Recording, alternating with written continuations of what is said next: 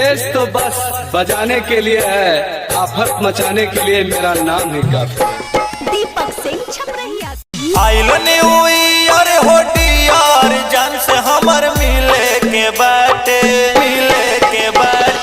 आइल new year होटी यार जान से हमर मिले के बाटे तो नया साल तो नया साल नया माल लेके घूमे के बा, खा पी के हो मस्ती में झूमे के बा।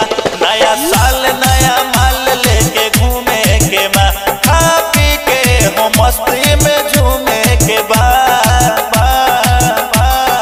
डीजे विकास खा पी के हो मस्ती में झूमे के बा। दीपक सिंह छपरहिया।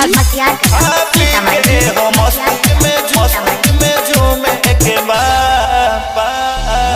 पहले हो दिनवा देख रेड रोज हो, कोई दे हमरा निया के हम पर पोज हो। पहले हो दिनवा देख रेड रोज हो, कोई दे हमरा निया के हम पर पोज हो।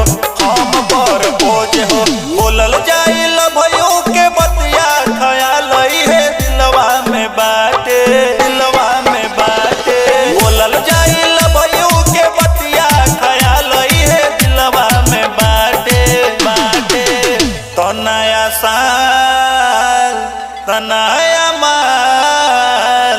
नया साल नया माल लेके घूमे के बा, खा पी के हो मस्ती में झूमे के बा। नया साल नया माल लेके घूमे के बा, खा पी के हो मस्ती में झूमे के बा। डीजे विकास खा पी के हो मस्ती में झूमे के बा। सीतामढ़ी। खा पी के हो मस्ती में झूमे के बा।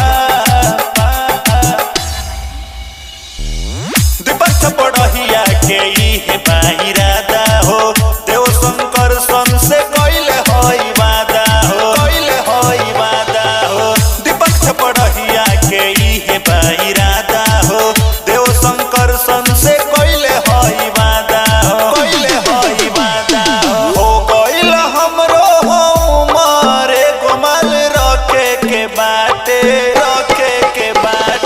हो गइल हमरो हो मारे गोमाल रखे के बाटे। तो नया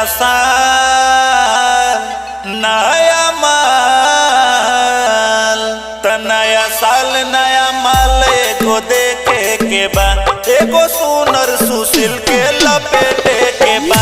नया साल नया माल एगो देखे के बा, एगो सुनर सुशील के लपेटे के बा। Presented by DK picture. Deepak Singh छपरहिया।